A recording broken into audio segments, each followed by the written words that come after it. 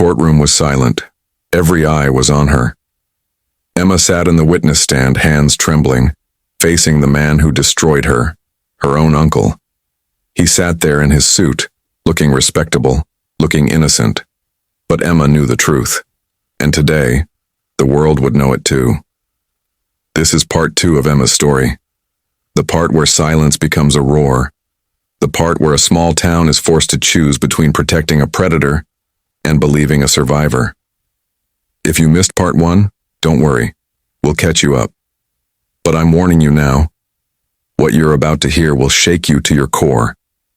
If you've ever wondered whether speaking up actually leads to justice, if you've ever questioned whether the system protects survivors or predators, if you've ever needed proof that one voice can change everything, this story will answer all of those questions.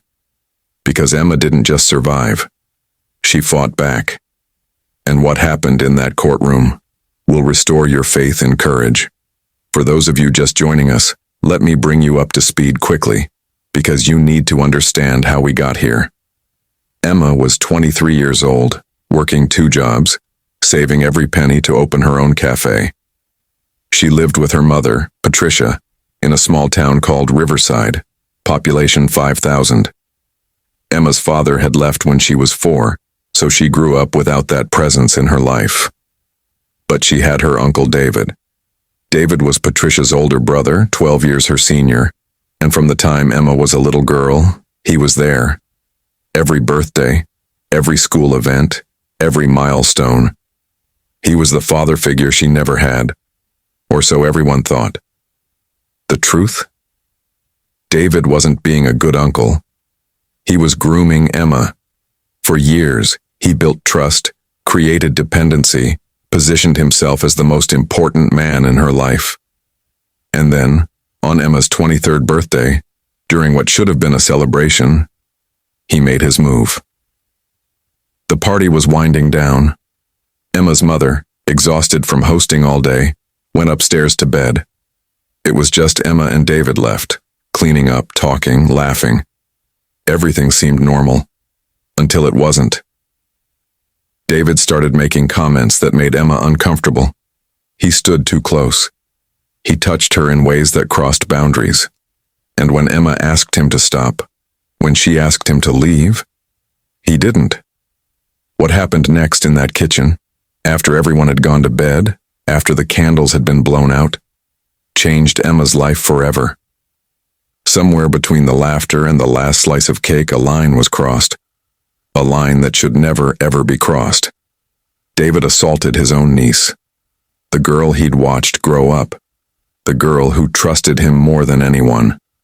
And then, as if nothing had happened, he straightened his shirt, told Emma he'd see her next week for dinner, and walked out the door.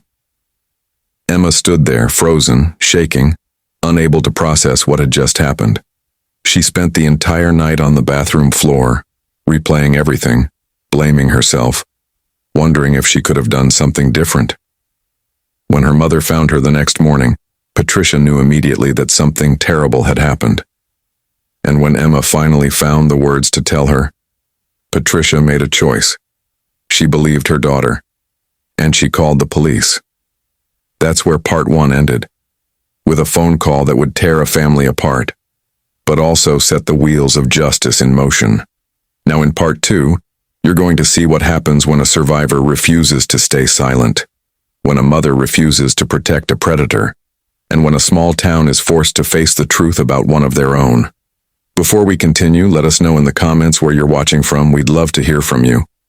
And if you're new here or if you missed part 1, make sure you go back and watch it, then come back for this conclusion.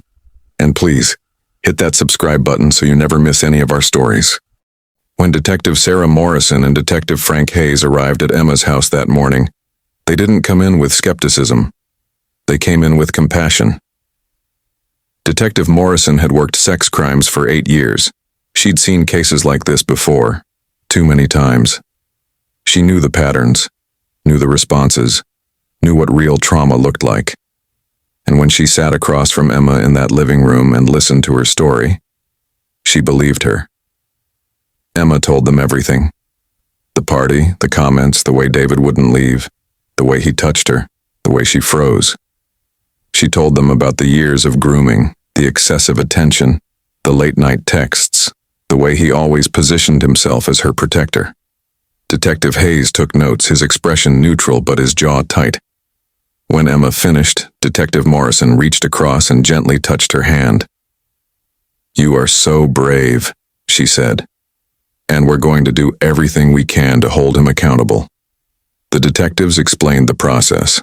They'd open an official investigation, interview witnesses, collect evidence, and depending on what they found, they might arrest David. They told Emma it wouldn't be easy, that she'd have to relive this multiple times, that people might not believe her. But they also told her something else. She wasn't alone. After the detectives left, Patricia made phone calls. She called her sister Linda and told her what happened. Linda's first reaction was disbelief. "David, are you sure? Maybe Emma misunderstood something." Patricia's voice went cold. "Don't you dare finish that sentence. My daughter was assaulted, and I believe her." There was a long silence on the other end. Then Linda said quietly, "I'm sorry. You're right. I believe her too." But not everyone did. Within days, the whole town knew. In a place like Riverside, secrets don't stay secret, and the reactions were divided. Some people believed Emma immediately. They'd always thought David was a little too friendly, a little too involved. Looking back, the signs were there. But others rallied around David. "He's such a good man," they said. "He's been a pillar of this community for decades. This girl must be confused, or looking for attention, or trying to get money." Emma couldn't leave the house without feeling eyes on her, whispers following her everywhere. One day at the grocery store, an older woman she'd known her whole life looked her up and down and said, "Shame on you for destroying that man's life." Emma never went back to that store. Meanwhile, Detectives Morrison and Hayes were building their case. They started by interviewing people at the plant where both David and Emma had worked. Most of David's co-workers defended him. "David's a great guy. Always professional. I don't believe he'd do this." But then they spoke to a woman named Rachel. Rachel was younger, mid-20s, and she'd worked under David for 3 years. When Detective Morrison asked if she'd ever felt uncomfortable around David, Rachel hesitated. Then slowly she nodded. "He never did anything overt," she said carefully. "But he'd stand too close. He'd comment on my appearance in ways that made my skin crawl. Once he touched my lower back when we were alone in the supply room and I froze. I never reported it because I needed the job and David was friends with the managers, but yeah, he made me uncomfortable." Detective Morrison leaned forward. "Would you be willing to testify to that if this goes to trial?" Rachel looked scared, but then she took a deep breath and said, "Yes. If it helps Emma, yes." Rachel's testimony was crucial. It established a pattern. It showed that Emma wasn't an isolated incident, that David had a history of crossing boundaries with younger women. The detectives also pulled David's phone records. They found dozens of text messages to Emma in the months leading up to the assault. On the surface, they seemed innocent. "Just checking in, how are you? Saw this and thought of you. You looked beautiful at church today." But when viewed together with context, they painted a picture of grooming. Excessive contact, boundary violations, inappropriate attention. The detectives interviewed Emma's mother, asking about David's behavior over the years. Patricia, with tears streaming down her face, recounted moments she'd dismissed at the time. The way David insisted on tucking Emma in when she was little, even when Patricia said she'd do it. The way he'd comment on Emma's appearance as she got older, calling her his special girl. At the time, it seemed harmless. Now, it felt like evidence. 3 months after Emma made her report, Detectives Morrison and Hayes felt they had enough. They went to the district attorney, Michelle Torres, a sharp, no-nonsense prosecutor who'd been handling sex crimes cases for 15 years. Torres reviewed the evidence, The witness statements, the text messages, the timeline. And then she looked up at the detectives and said, "Let's bring him in." On a cold Tuesday morning in November, Detectives Morrison and Hayes showed up at David Mitchell's house with a warrant for his arrest. David answered the door in his pajamas, coffee in hand, looking annoyed. "What's this about?" he asked, as if he didn't already know. Detective Hayes stepped forward. "David Mitchell, you're under arrest for sexual assault." David's face went pale. "This is ridiculous. I didn't do anything." "You'll have your chance to tell your side," Detective Morrison said. "But right now, you need to come with us." As they put him in handcuffs and led him to the police car, neighbors came out of their houses watching. Some looked shocked, some looked satisfied, and some looked angry. At the police, at Emma, at anyone who dared to believe this could be true. David posted bail within 24 hours. He hired Gregory Fuller, a defense attorney known for his aggressive tactics and high win rate. Fuller was expensive, but David's friends in the community pooled money together to help him. "We can't let a good man go down over false accusations," they said. Fuller's strategy was predictable but effective: discredit the victim. He started digging into Emma's past, looking for anything he could use. He found out she'd dated a few guys in her early 20s. He'd try to paint her as promiscuous. He discovered she'd seen a counselor in high school for anxiety. He'd suggest she was mentally unstable, unreliable. He'd question why she didn't scream, why she didn't fight harder, why she showered afterward, why she didn't immediately tell her mother. Every classic victim-blaming tactic in the book. But Michelle Torres, the prosecutor, wasn't going to let that happen without a fight. She'd seen these tactics before, and she was ready. Torres met with Emma multiple times to prepare her for trial. "He's going to try to make you feel like you did something wrong," Torres warned. "He's going to twist your words, question your memory, make the jury doubt you. But here's what you need to remember. You tell the truth. You stay calm. You look that jury in the eye, and you tell them exactly what happened, and I'll handle the rest." Emma was terrified. The thought of sitting in a courtroom, facing David, being cross-examined by his lawyer, it was almost too much. But every time she thought about backing down, she thought about Rachel, about the other women David might hurt if he walked free, about every survivor who stayed silent because they saw how hard it was for the ones who spoke up. She couldn't give up. Not now. The trial date was set for April 15th, exactly 6 months after the assault. 6 months of waiting, of anxiety, of watching David walk around town like nothing happened. 6 months of people whispering, of families choosing sides, of friendships ending over who they believed. Patricia lost half her family during those months. Her brother George refused to believe David was guilty.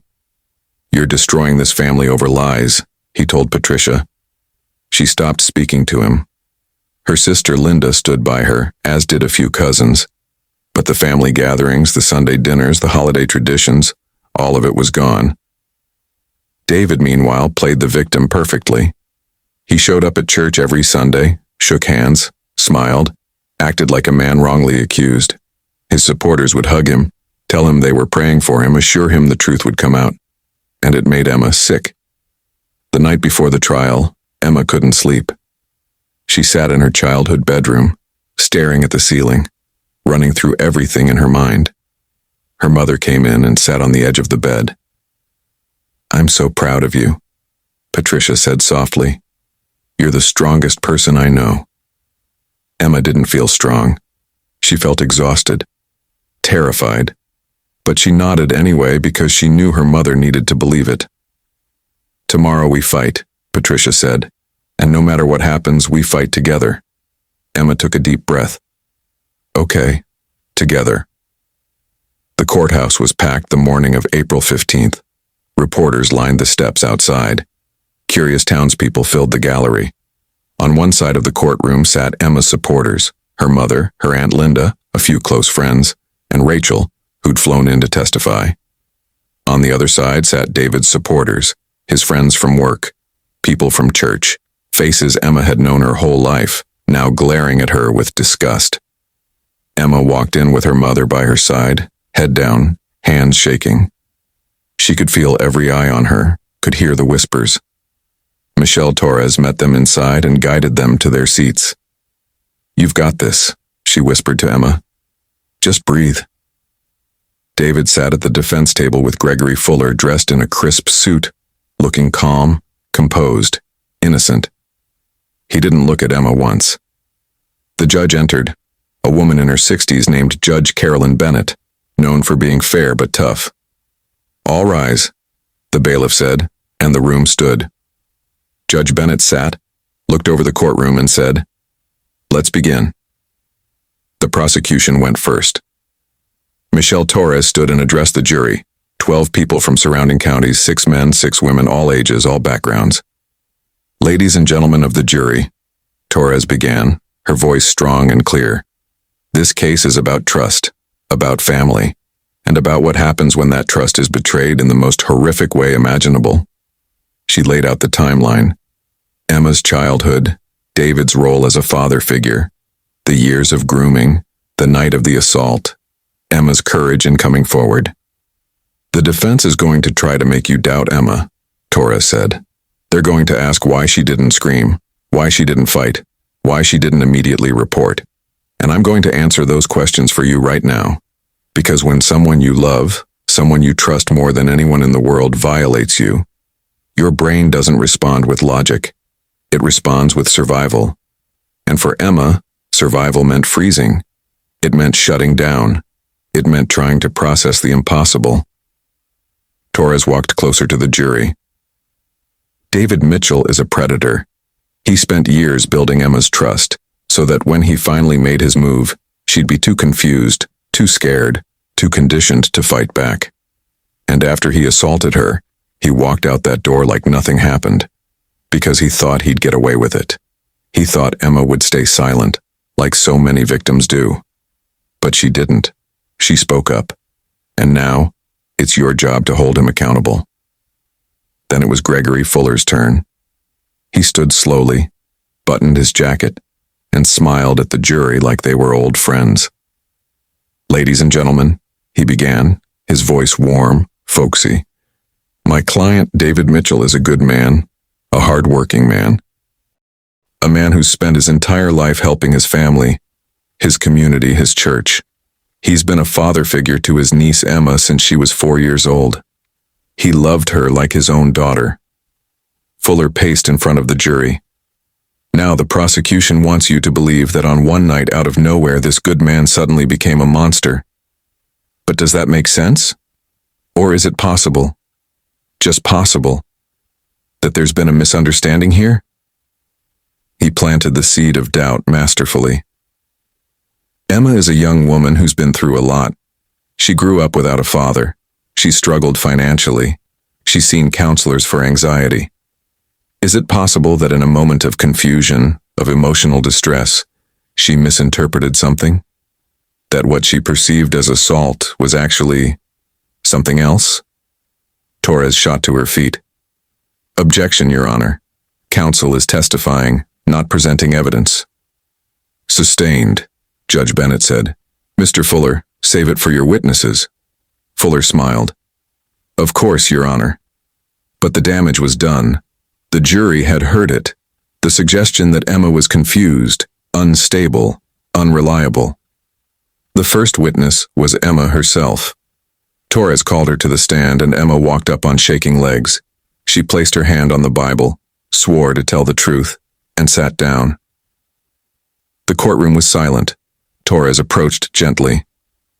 "Emma, can you tell the jury what happened on the night of your 23rd birthday?" Emma took a deep breath. And then, for the next hour, she told her story. She described the party, the way it felt safe and happy. She described her mother going to bed, leaving her alone with David. She described the shift in his tone, the comments, the touches. "I asked him to stop," Emma said, her voice breaking. "I asked him to leave. But he didn't. He kept going. And I froze. I couldn't move. I couldn't scream. I just froze." Tears streamed down her face, but she kept talking. She described the assault in as much detail as she could bear. She described the aftermath, the shame, the confusion, the morning when she told her mother. "Why didn't you scream for your mother?" Torres asked gently. "She was right upstairs." Emma wiped her eyes. "I don't know. I wanted to, but my voice wouldn't work. My body wouldn't move. I was so scared and so confused, and I couldn't." "And why did you shower afterward?" "Because I felt dirty," Emma whispered. "I just wanted to feel clean again. I didn't know I was destroying evidence. I needed to wash it away." Then it was Fuller's turn to cross-examine. He stood, and the energy in the room shifted. "Miss Thompson," he began, his tone polite but pointed. "You say you were too scared to scream, but your mother was just upstairs, correct?" "Yes." "And you and your mother have a close relationship, correct?" "Yes." "So if you were truly being assaulted, truly in danger, wouldn't your instinct be to call out for the one person you knew could help you?" Emma's hands gripped the armrests. "I couldn't. I was frozen." Fuller raised an eyebrow. "You were frozen? Interesting. But you weren't physically restrained, were you?" "No, but..." "So you could have moved if you wanted to?" Torres stood. "Objection. Argumentative and mischaracterizing trauma response." "Sustained," Judge Bennett said. Fuller smiled. "I'll rephrase. Miss Thompson, you've stated that after the alleged assault you showered. Is that correct?" "Yes." "And you're aware that showering destroys physical evidence, correct?" Emma's voice was small. "I know that now." "But you didn't think of that in the moment?" "No, I just wanted to feel clean." Fuller nodded slowly as if he didn't quite believe her. "And you've seen a counselor for anxiety in the past, correct?" Torres objected again. "Relevance, Your Honor?" "I'm establishing the witness's mental state," Fuller said smoothly. Judge Bennett sighed. "I'll allow it, but tread carefully, Mr. Fuller." Fuller turned back to Emma. "So you've struggled with anxiety, with emotional regulation?" Emma's voice hardened. "I saw a counselor in high school because my father abandoned me. That doesn't make me a liar." Fuller held up his hands. "I never said you were lying, Miss Thompson. I'm simply trying to understand." But the implication was clear, and Emma could see some of the jurors shifting in their seats, doubt creeping in. After Emma's testimony, Michelle Torres called Patricia to the stand. Patricia described finding Emma that morning, the way she looked broken, the way she told her what happened. "Did you believe your daughter?" Torres asked. "Without a doubt," Patricia said firmly. "I know my daughter, and I know when she's telling the truth." Torres then called Rachel, the co-worker from the plant. Rachel testified about David's inappropriate behavior toward her, the comments, the touches, the way he made her feel unsafe. "Did you ever report it?" Torres asked. "No," Rachel admitted. "I was scared.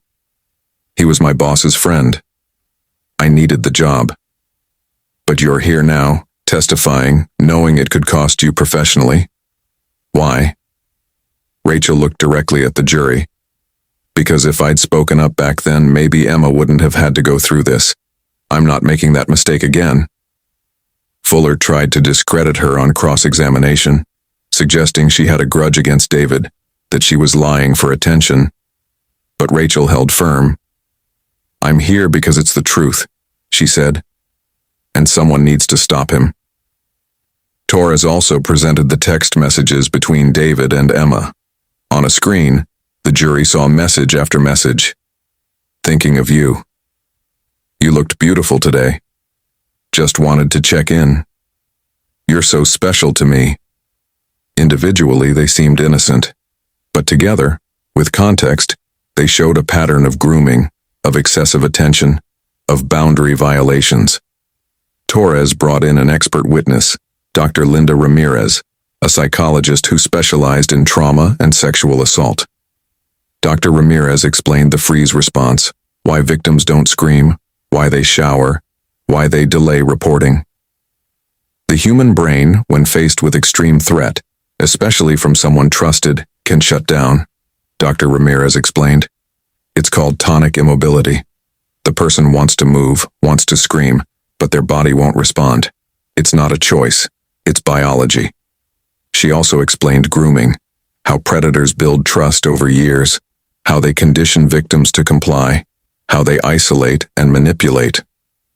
In cases like this, Dr. Ramirez said, the perpetrator isn't a stranger. They're someone the victim loves, and that makes the trauma exponentially worse because it shatters their entire sense of safety and trust. Then it was the defense's turn. Fuller called David to the stand. David walked up calmly, placed his hand on the Bible, and sat down. Fuller asked him to describe his relationship with Emma. I love her like my own daughter, David said, his voice thick with emotion. I've been there for her since she was a little girl. I helped raise her. I'd never, ever hurt her. Did you assault Emma on the night of her 23rd birthday? Fuller asked. Absolutely not, David said firmly. I don't know why she's saying these things. Maybe she misunderstood something. Maybe she's confused. But I did not assault her. Fuller asked him about the text messages. I was checking in on her, David said. Being a good uncle, there was nothing inappropriate about it. Then it was Torres's turn to cross-examine, and she came out swinging. Mr. Mitchell, you say you love Emma like a daughter, correct? Yes. And yet you texted her late at night, sometimes at 11 p.m. midnight, just to check in? David shifted. I was making sure she was okay. What father figure texts his niece at midnight to tell her she looked beautiful? David hesitated. I was just being nice. Torres pulled up the messages on the screen. You told her she was special. You told her she was beautiful. You asked her to meet you alone. Does that sound like fatherly behavior to you? David's composure cracked slightly.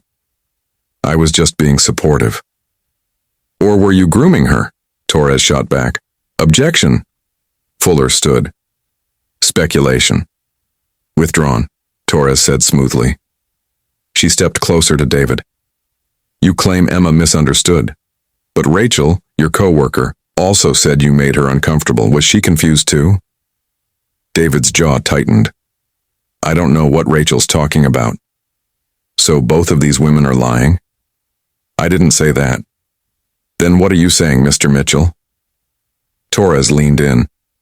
That two separate women who don't know each other both independently came forward with similar stories about your inappropriate behavior, and they're both wrong.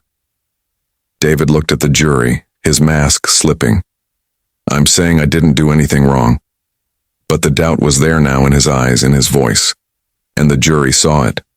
After 2 weeks of testimony, it was time for closing arguments. Gregory Fuller went first. He stood before the jury, his expression earnest, his voice measured. Ladies and gentlemen, this case is about reasonable doubt, and there is plenty of it here. Yes, Emma says something happened, but there's no physical evidence, no witnesses, no rape kit, just her word against my client's. And my client is a man who has spent his entire life serving this community, helping his family, being a good person. Does that sound like a rapist to you? Fuller paced slowly.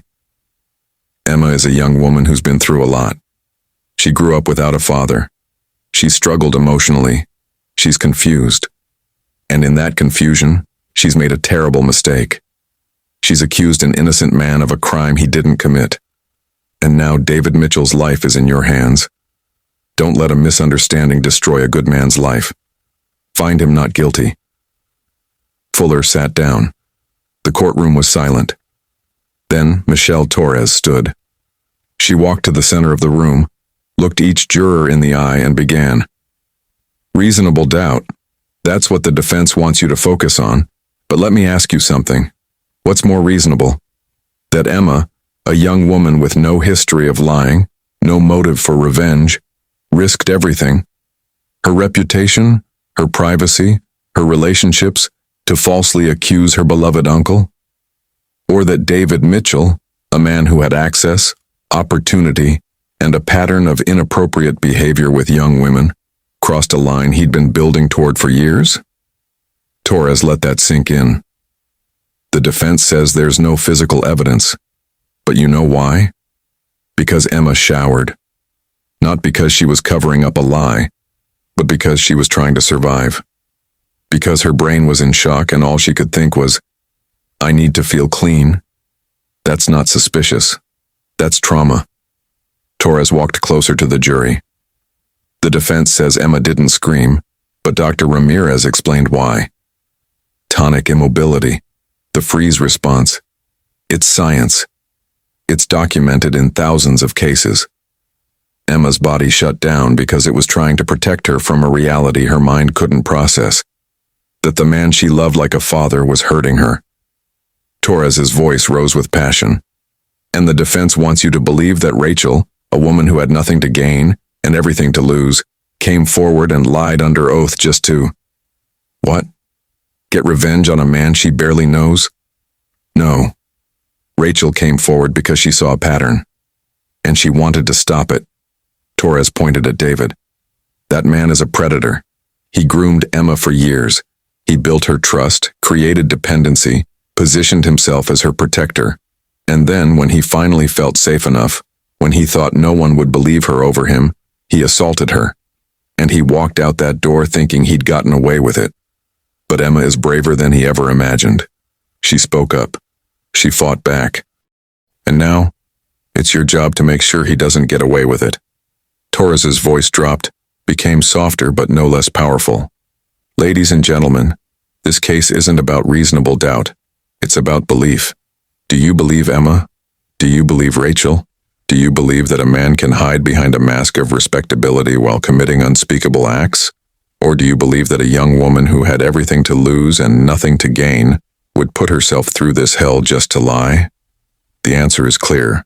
Find David Mitchell guilty, hold him accountable, and send a message to every survivor out there that speaking up matters, that justice is real, that they will be believed. Torres returned to her seat. The courtroom was completely silent. Judge Bennett turned to the jury. You'll now deliberate. Court is adjourned. The jury deliberated for 3 days, 3 agonizing days where Emma barely ate, barely slept, barely breathed. Patricia stayed by her side the entire time, holding her hand, praying, hoping. On the 3rd day, the call came. The jury had reached a verdict. Emma, Patricia, and Michelle Torres rushed to the courthouse. The gallery filled again, the same divided crowd, the same tension. David sat at the defense table, his face unreadable. Judge Bennett entered. All rise. Everyone stood. The judge sat, and so did the room. Has the jury reached a verdict? Judge Bennett asked. The jury foreman, a middle-aged man with kind eyes, stood. We have, Your Honor. What say you? The foreman looked at the paper in his hands. Then he looked up at the courtroom. In the case of the state versus David Mitchell on the charge of sexual assault, we, the jury, find the defendant guilty. The word echoed through the courtroom. Guilty. Emma gasped, tears streaming down her face. Patricia pulled her into her arms, sobbing.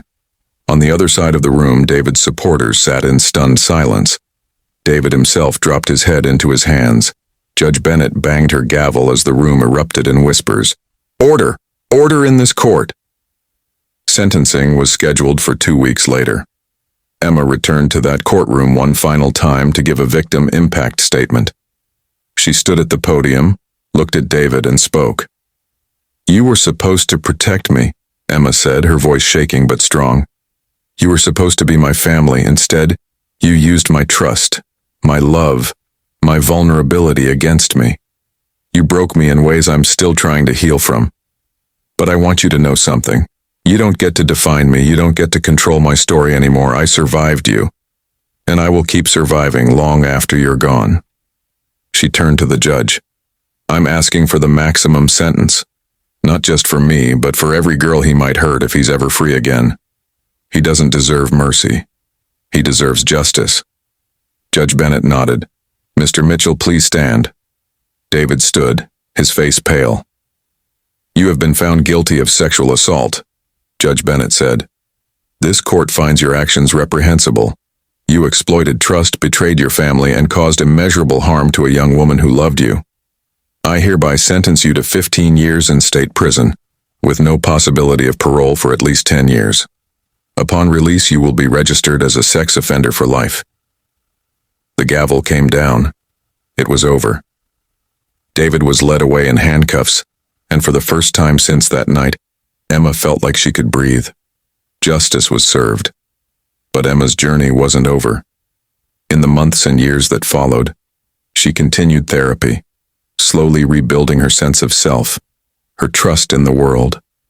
Patricia never left her side. The two of them grew even closer, their bond strengthened by the fight they'd endured together.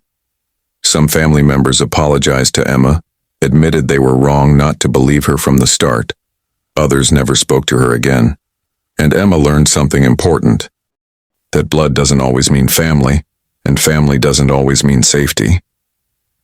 Emma eventually opened her cafe, Claire's Corner, 3 years after the trial. It became a gathering place, a symbol of resilience. On the wall, she hung a quote.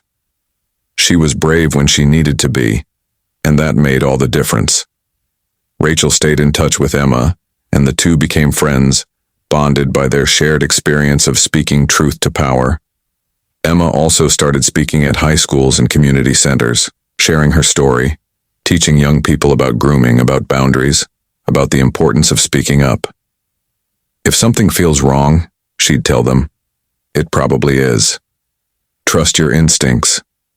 Tell someone. Don't stay silent just to keep the peace. Emma's story isn't just about tragedy. It's about courage. It's about a young woman who refused to let a predator win. It's about a mother who chose her daughter over her brother. It's about a justice system that for once worked the way it should. And it's about the power of one voice to change everything. After the verdict, Riverside was never the same. The town that had been so divided throughout the trial now had to face an uncomfortable truth. One of their own, a man they'd respected for decades, was a convicted predator. And some of them had defended him, doubted Emma, made her life hell while she fought for justice. The local newspaper ran a front-page story with David's mugshot in the headline, "Local man sentenced to 15 years for sexual assault." The article detailed the trial, the evidence, the verdict. And it forced people to reckon with their choices. Some of David's most vocal supporters went silent, ashamed of how wrong they'd been. A few even reached out to Emma with apologies. "I'm so sorry I didn't believe you," one woman wrote in a letter. "I was wrong. And you deserved better from this community." Emma appreciated the apologies, but they didn't erase the pain of being doubted, of being called a liar, of being treated like the villain when she was the victim. The damage was done. Trust, once broken, doesn't just heal because someone says sorry. But something else happened too. Other survivors started coming forward. Women in Riverside, and in neighboring towns, who'd experienced similar things but had stayed silent for years. They saw Emma's courage, saw that speaking up could lead to justice, and they found their own voices. One woman, now in her 40s, reported that her stepfather had abused her as a teenager. Another woman came forward about a coach who'd groomed her when she was in high school. The floodgates opened. Emma's case became a catalyst for change. The local police department started training officers specifically on trauma-informed interviewing techniques for sexual assault cases. Schools began implementing programs to teach students about boundaries, consent, and recognizing grooming behavior. And Patricia, Emma's mother, became an advocate. She started speaking at town halls, at churches, at community centers. "We need to stop protecting predators and start protecting our children," she'd say. "We need to believe survivors, even when it's uncomfortable, even when it's someone we love." Her voice, raw with pain but also with power, moved people, changed minds. Slowly, the culture in Riverside began to shift. David's friends, the ones who'd rallied around him, paid his legal fees, insisted he was innocent. They had to face the fact that they'd been wrong. Some of them withdrew completely, too ashamed to show their faces. Others tried to justify it. "We didn't know," they'd say. He seemed like such a good guy. But the truth is, they didn't want to know. They chose comfort over truth, reputation over justice, and that choice had consequences. One of David's closest friends, a man named Tom who defended him loudly throughout the trial, stood up at a town meeting 6 months after the verdict. "I was wrong," he said, his voice shaking. "I defended a predator because I didn't want to believe someone I knew could do something so evil. And in doing that, I hurt Emma even more. I'm sorry, and I'm committed to doing better, to listening to survivors, to not making that mistake again." It wasn't enough to undo the damage, but it was a start. Emma herself became somewhat of a reluctant public figure. News outlets wanted to interview her. Advocacy groups wanted her to speak at events. Survivors reached out to her on social media, thanking her for her courage, asking for advice. At first it was overwhelming. Emma just wanted to heal, to move on, to rebuild her life in peace. But as time went on, she realized that her story had power. That by speaking up, she'd not only gotten justice for herself, she'd paved the way for others. So she started saying yes. To interviews, to speaking engagements, to opportunities to share her message. "I'm not special," she'd tell audiences. "I'm just someone who decided that silence was worse than the fear of not being believed. And if my story can help even one person find the courage to speak up, then it was worth it." Her strength inspired thousands. Letters poured in from survivors all over the country, all over the world, thanking her for giving them hope. Meanwhile, David Mitchell began serving his 15-year sentence at a state correctional facility 3 hours from Riverside. Prison is not kind to sex offenders. Inmates have a hierarchy, and those convicted of crimes against children or family members are at the very bottom. David learned that quickly. Within his first month, he was attacked by another inmate who'd read about his case in the newspaper. David ended up in the infirmary with a broken nose and bruised ribs. The guards moved him to protective custody, where he spent 23 hours a day in a small cell, isolated from the general population. It was for his own safety, they said. But it was also a prison within a prison. Solitary confinement, with nothing but time to think about what he'd done, about the life he'd destroyed, both Emma's and his own.